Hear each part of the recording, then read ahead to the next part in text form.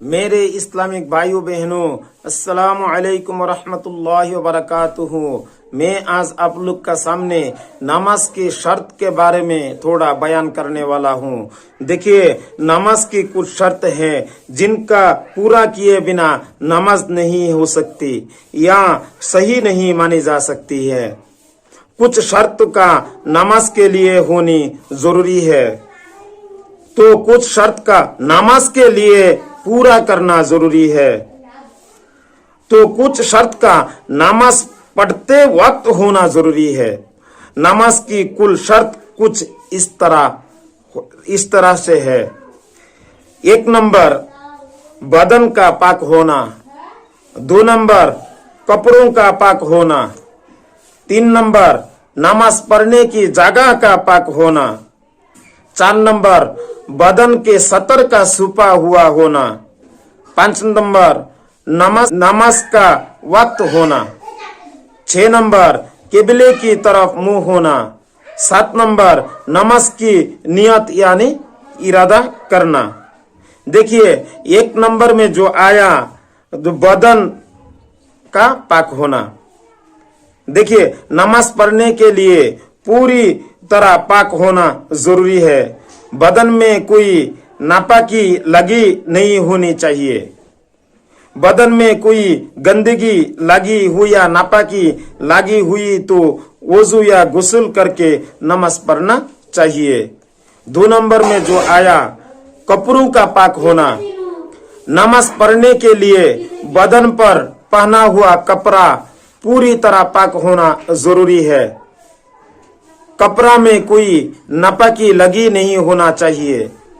कपड़े पर कोई नापाकी लगी है तो वो कपड़ा धो लेना चाहिए या दूसरा कपड़ा पहन के नमाज पढ़ लेना चाहिए।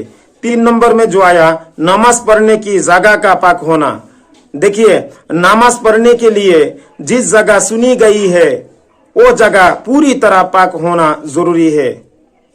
जगह पर कोई नापाकी लगी है तो धो लेनी चाहिए, यानी दूसरा जगह पर नमाज अदा कर लेनी चाहिए। 4 नंबर में आया बदन के सतर का छुपा हुआ होना। देखिए, नाफ के नीचे से घुटनों तक मर्दों का सतर कहा जाता है। अगर नमाज की टाइम में वो हिस्सा देखा जाती है तो वो नमाज सही नहीं मानी जाती है। 5 नंबर नमाज का वक्त होना।